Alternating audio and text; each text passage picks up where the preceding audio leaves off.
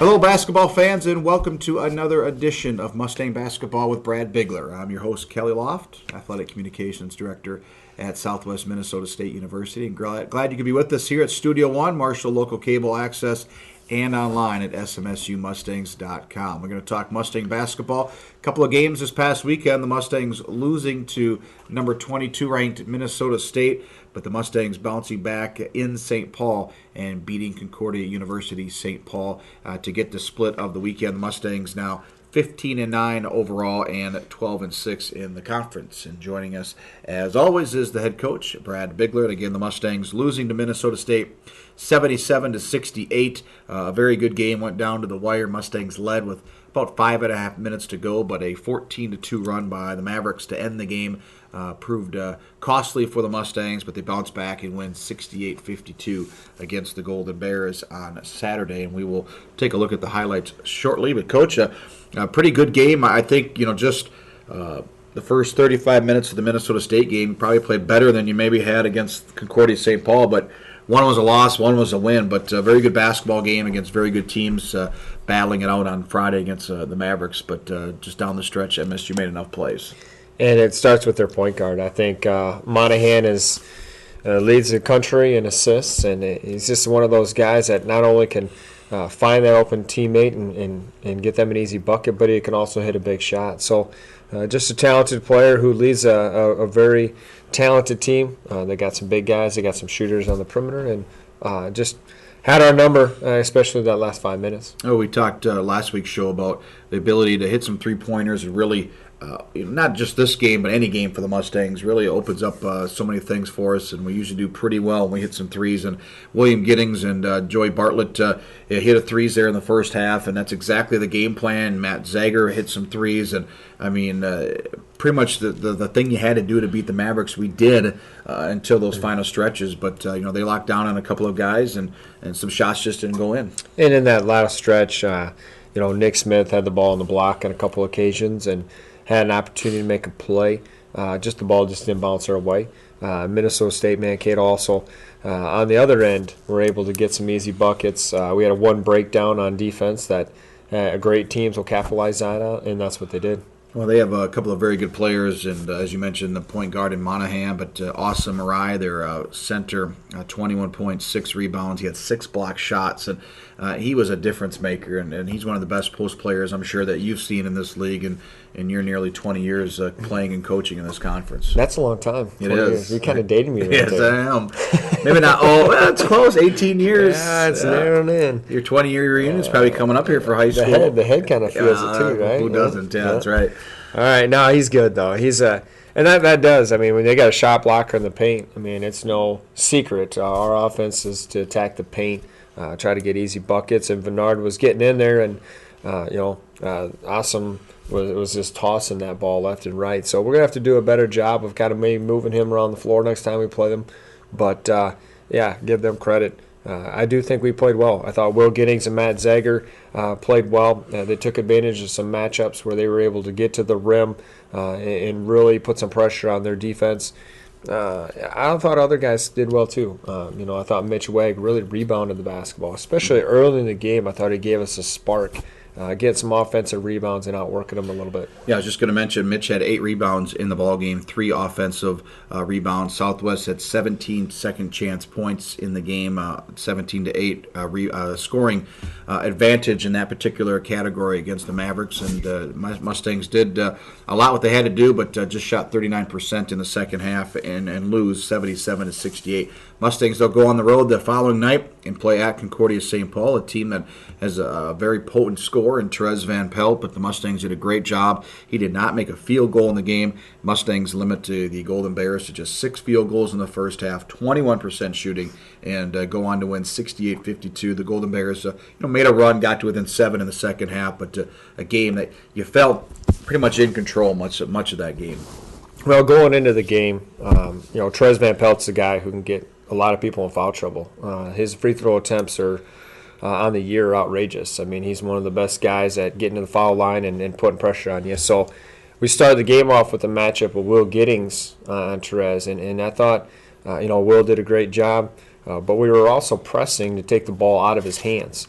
And And that also, I think, worked in our advantage where they were taking some quick shots early, trying to make it a quicker possessions or higher possession game early on, and we were able to get up early. And from there, it just kind of, we were the more efficient basketball team. Yeah, the Mustangs scored the first 6 points. Concordia did not score for the first 4 minutes, and SMSU never trailed, led 31-17 at halftime, and won 68-52. 5 Mustangs in double figures, a perfect example of Mustang basketball. 5 guys double figures, 14 points, 10 rebounds for Nick Smith. His 4th double-double of the season. Mitch Wegg gets his first career double-double, 10 points, 11 rebounds, made all his free throws, and, of course, you had Joey Bartlett come off the bench and 11 points and made some baskets, not only three-pointers, so it's good to see Joey get going and get back into double-figure scoring. And that may be something we look to do a little bit more. We put him in a position to get some post touches and to get some action to the rim, and that might be something we need to do a little bit earlier in games to help him get in a rhythm. But he's such a tough matchup. He's a big, strong player who, not only can shoot the three, but when you get him in that block, he can go up and he can be physical with anyone that guards him. And the Mustangs again get the victory, now 12-6 in the conference and 15-9 overall in the conference standings. Mustangs in 3rd place in the NSIC South and tied for 4th overall. Of course, in the conference tournament, which starts up here in just a couple of weeks, it goes by divisions. Top 4 in the South will host 4 teams from the North, and vice versa. And the Mustangs are right now a 3 seed in the South. When the season ended today, would take on a 6 seed from the North. But again, lots of basketball coming up here. 2 more weekends, 4 more games to close out this regular season. And Coach, we'll take a look at the highlights shortly. But you look at this weekend, you got the split. Now we go on the road again, back-to-back weekends, a long trip to North Dakota. First time we play these teams this year, University of Mary and Minot State. And first time ever playing at Minot State. And, we talked about there's some big games down the stretch, but these are just as big, and going on the road always going to be difficult. And this is a weekend that, early on the year we went on that Michigan trip, trying to kind of prepare for a trip like this with going on the bus and that long of a trip on the bus. Hopefully that can help us out. I know Mary and Minot are both athletic teams. They're going to space you out. They're very versatile, and both can hit a lot of three-pointers if you're not guarding them on the three-point line. So both teams will present some good challenges for us, and we have to be ready to go. And we'll talk more about that here later on in the show. We also have a special guest coming up. Mustang assistant coach Tramel Barnes will be joining us here shortly. But first, we're going to take a look at the highlights from this past weekend's games in Mankato and St. Paul. And start off here in Mankato. We just talked about it, Coach. Mitch Wegg on the offensive glass, getting that putback. And then William Giddings having a big night as well. The Mustangs keep this one alive and get a second chance opportunity. And Will, here in the bottom of your screen. And that's where, going down the stretch, Will is a guy who has to be able to shoot that three. If Joey's a little bit cold, Matt and Will have to really pick it up on that end, and it spreads out the floor. Zager at career-high 10 field goals on 14 attempts. You saw the basket in the paint. And then Bernard Birch, pretty quiet night for Bernard scoring-wise. His only basket, 1 of 10 shooting. You don't see that very often. He's a guy that ranks at the top 10 in field goal percentage. And there's Nick Smith battling for the rebound as well. And that's kind of what we talked about earlier. Assume from Mankato was blocking a lot of Bernard's shots, and where Bernard now just needs to find Nick and the open offensive players and try to make them better. Will gets his feet set and drills that three. And then Zager here as well at the top of your screen, out the top of the key. Good extra pass here by the Mustangs. That's where Matt took advantage. The defender kind of laying off him, Coach, and able to hit that one. Here's a tough shot by the Mustangs. Sean Condon. Yeah, and again, our offense, we had a good rhythm in the early half, first half. Second half, we just got a little stagnant. The ball just didn't bounce our way a little bit. But, again, here you just see our action to the rim. We were pretty aggressive. Try to space them out, make certain players on their team have to defend the dribble a little bit. And then we also have Mitch Wegg here in the post going to his fadeaway. Again, Wegg, 4 points, 8 rebounds. Big three by Bartlett, his 1-3 of the game. And then he'll have a two-pointer here, closing out the first half, foot just down the line. That's a tough shot right there. That's a step back going to the left. from a distance. Good shot by Joey. Zager 23 points, the most by a Mustang player this season. Season high for Matt, and up and under move as the Mustangs trailed 40-37 at halftime. A late three by the Mavericks gave them a cushion, but the Mustangs did not go away, came back and actually built a 6-point lead about 14 minutes to go in the second half. Zager starts off with a basket in the first possession, and then Will down the left block as well. And you'll see, we were very structured going into this game. We wanted to take some time off the clock, try to dictate the tempo, especially when we were on offense. And, for the most part, I thought it worked. We just had a few balls, like I said, did bounce our way in that second half. But we were pretty efficient, and I thought our guys were executing pretty well. Zager with the long three. And there's Giddings driving and drawing the foul. Got it to go, and one.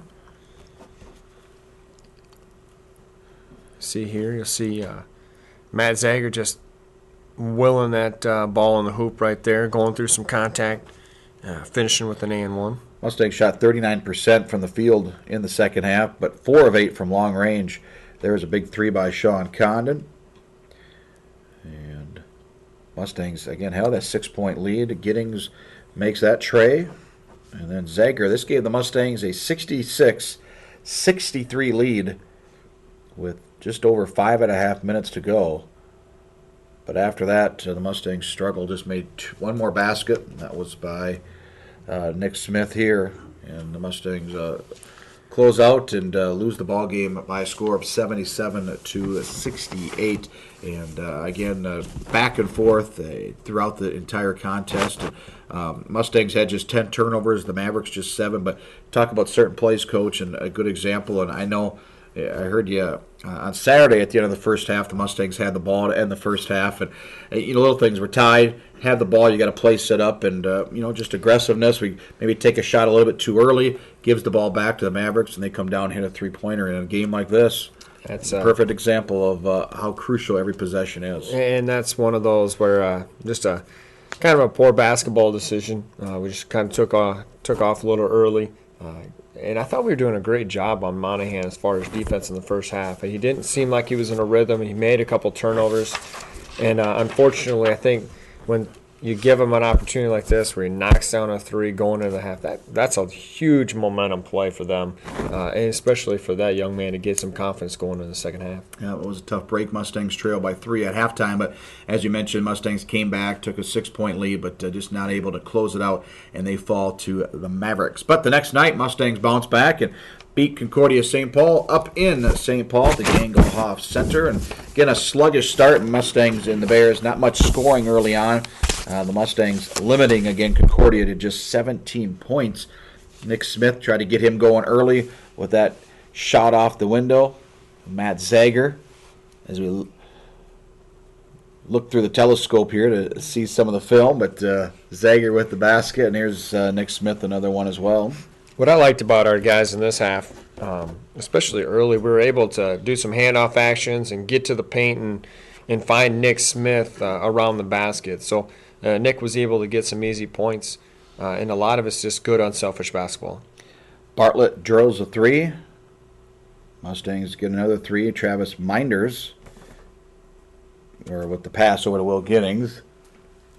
The Mustangs, again, seen all the offensive plays, but doing on the defensive end as well. And Nick, much more of a presence here in this first half. He finished with a team-high 14 points. And that's, again, that's a perfect example of Sean Condon coming down the middle of the paint, finding Nick for the dunk.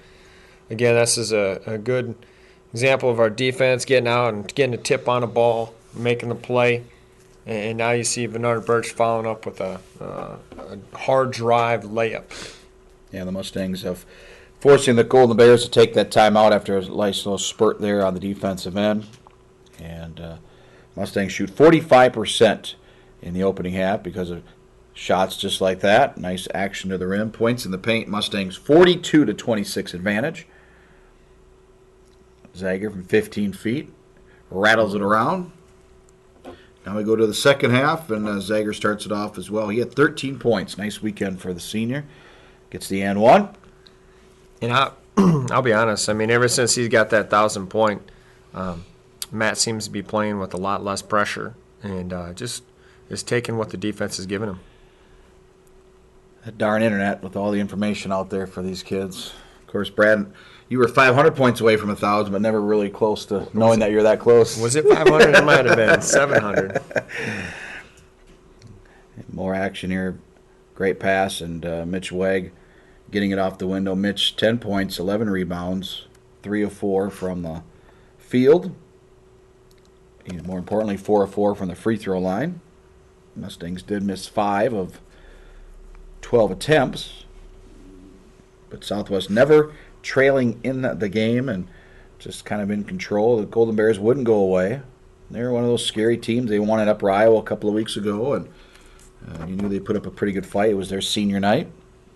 And they had some emotion. Obviously, with Coach Welk coming over here, they had some emotion, a little bit extra fight in them, and I thought our guys really managed their emotions well. And in that second half when we were up, we were able to go to a zone defense and take some more time off the clock, make them work the ball around a little bit, and that second half went pretty quick. Yep, nice end out for the basket.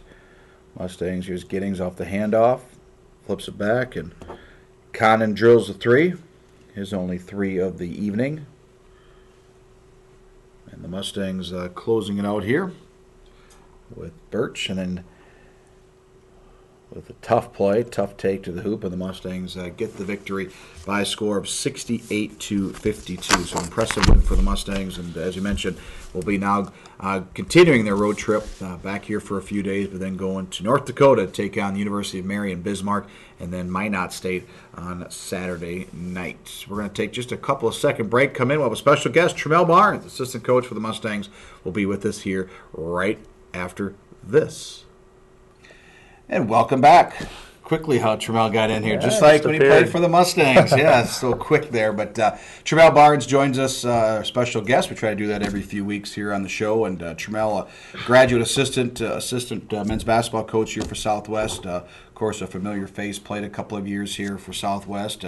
3 years in the program after a redshirt season. And Tramel, just kind of talk about the changes this year it's been for you, playing for the last 5 years of college and now switching over down a couple of seats on the bench and wearing a suit. It's got to be a little bit different, but I'm sure it's something you enjoy. Yeah, it is a little bit different. I really do miss playing still, but it's been a really easy transition coming in, playing, and, with the guys that I did play with. So that was nice about that. I was just going to say, Coach, before, what made you get into the coaching aspect of things? Was it playing for, Don Meyer at Northern State and Coach Bigler here at Southwest, or is this always something that you wanted to do? I think it's had a little bit of everything. With, back to my high school, Coach Steve Roloff and Coach Meyer, obviously, at Northern. And obviously, Coach Bigler's been a big mentor to myself, too. But it's always something, that I've always kind of looked into going into because, obviously we all love the game that we've played so long. And it's just another thing where you can kind of mentor kids and look at it that way. Yeah, I think you have kind of a different situation. Normal grad assistants are just only basketball. You kind of have a little bit more on your plate. Why don't you talk about your role as a grad assistant at the university? Yeah, I actually, as well as with the basketball grad assistant, I'm actually helping out admissions as well. So, I'm busy with that, busy with basketball, but it's been a good mix, staying busy and just kind of, being able to recruit and, getting the communication skills down a little bit better. And it's been nice. It's been a nice mixture of things when it comes to that. I'm sure the admissions part all works together. You're right. Yeah, it the does. Recruiting part, and not only the student athletes, but general students as well. Talk about your duties in the office that you do as the basketball assistant coach. Let fans know on a daily basis, or practice, or even game day situations. Daily basis. I do a lot of film, obviously, which is kind of the big thing about basketball. I did the Mary Scout this week. So there's a couple hours on that, watching different games, 4 or 5 different games, putting that together. As well as, I'll handle some travel stuff, just daily practice stuff when it comes to that too. And he does have to follow up with Coach Carroll. Coach Carroll a couple of years ago set the standard of where we eat on the road and being creative, and he kind of set a whole nother standard. Well, now Coach Wallace kind of stepped in. Now Tramel's kind of stepping in, and they got their hands full to follow in his footsteps. It's some pressure, definitely, to say the least. A little bit of pressure. Talk about getting a scout ready for the University of Mary. We've talked on the show and let fans know that it's not just basically here's a piece of paper and here's what their stats are. You do a lot of preparation on it. I'm sure as a player you can add some stuff to that and say, here's what the guys are going to look for as a player that you could show on film and whatnot and bring that to the table that you could tell coach and then the entire players. Yep, we do have a paper scout and our video scout as well. So, I'll watch about 4 or 5 games, just trying to get tendencies down. Kind of, we want to obviously see what kind of offense they've been running and if they're trying to change anything up. As well as on that video scout, we'll have personnel. Kind of, point guards coming in or what they're doing, if their moves, if they're a shooter, if they're an athlete, our kind of big thing, just so how we know how to guard them pretty much for that weekend game. And with our new synergy program, it does make everything just a little bit more efficient. It's like having another assistant coach. That's something that why don't you talk about just that synergy and the access to the videos and the amount of content you can actually watch. Yep, and I never really had to have to go through cropping and cutting all the other film, except for last year when I helped out with the highlight film a little bit, which is kind of a pain in the butt. But with Synergy, it's super easy. They pretty much clip everything for you. You get player personnel, you get their offense, you can get transition. Anything you want pretty much you get right at your fingertips. The biggest thing kind of with that too, as well as with dealing with personnel, you can kind of see tendencies that they do if they post up, what side of the blocks they like to post up more. Just kind of right, left-hand jump hook, stuff like that. So it has taken down a lot of time because usually, I think you can speak to, you had to go back and rewatch games and then it's just that new era. They have it so easy. Technology, they don't have to grind. VHS. You probably don't know what a VHS No, I had some VHS. Yeah, don't worry, I'm not that young. Yeah, a couple things before we wrap up. But Tramel, we talked about your duties and whatnot, and we talked about the administrative type, but just give an example of getting travel ready to go, especially for a weekend coming up, Minot and Bismarck. There's you probably could think of right now, there's probably 3 or 4 or maybe even 5 meals they had to be prepared for and shoot-arounds and hotels and all the logistics that, Coach just, when he gets on the bus, he wants to make sure we get to the game and everything's taken care of. Yeah, there's some different stuff behind the scenes that you do have to get ready. You obviously got to book the hotels. This week, being a little bit of a farther trip, we'll have 2 hotels that you kind of have to book as well. Try to get that late checkout too, so we're not hanging out in the gym for 4 hours. But as well as meals, obviously you have to take care of. We have our team has a Mustang buffet that we do have, so we'll grab a whole bunch of Gatorades and bread and peanut butter and jelly and stuff like that for the guys. And then making sure, your contact with other GAs or assistant coaches kind of on shoot-around times, making sure you have that all on schedule, getting all that to the bus company kind of. So it is a little bit of a process. And that's something that obviously Coach had to do that back in the day, and it's something that sometimes you take for granted, but it's an important piece of making the whole thing run smoothly so that the student-athletes could just prepare on, getting ready to play their games. Especially it comes down, we have a routine, and with that routine, you want to try to stay as consistent as possible.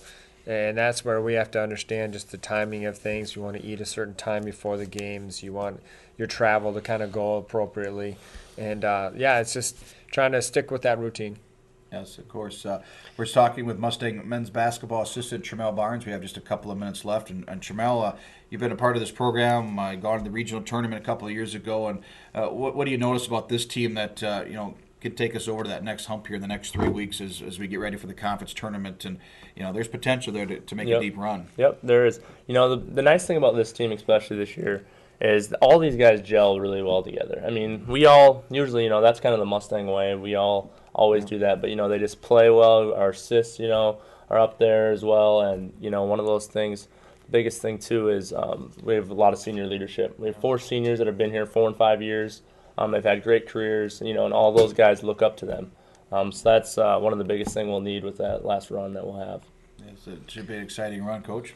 Well, I think with you being one of those leaders that stepped away last year, coming now, I think you provide a great example for those guys as well. And I think it also, one of your roles is also being that communication link and trying to bring everything together. Talk about that move now from being a player, being a captain, to now being a coach. Maybe some of the guys has come to you and how you handle that situation. It's kind of weird because I was really, I'm still great friends with them, but it's a little different. You kind of got to take a little different approach to it when it comes to some of that stuff. But, that is one thing, I'm there. I am trying to that pipeline, for communicating, if guys are frustrated or something like that. And, I'm easy to talk to when it comes to that since we have played together.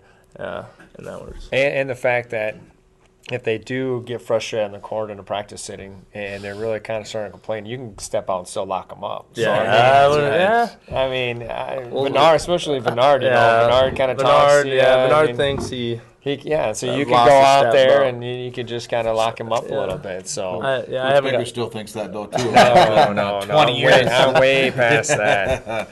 Well, Tramel, thanks for stopping by. You do a great job. Obviously, a great career for the Mustangs. Doing a great job here with Coach Bigler, and hopefully we'll be able to do this here for another month or so. Keep this season going as the Mustangs make that stretch run to lock up a home game in the NSIC tournament, and then make it down to Sioux Falls, and who knows from there. But again, the Mustangs this weekend play at University of Mary in Bismarck on Friday, and then at Minot State on a Saturday night before coming back home the last regular season home weekend as they host Concordia and Minnesota State before opening the conference tournament on February 26th, which will be a Wednesday night. Tramel, thanks for coming in. Coach Bigler, appreciate it as well. And a special thanks to you for watching this week's episode of Mustang Basketball with Brad Bigler. I'm Kelly Loft. Until next time, go Mustangs.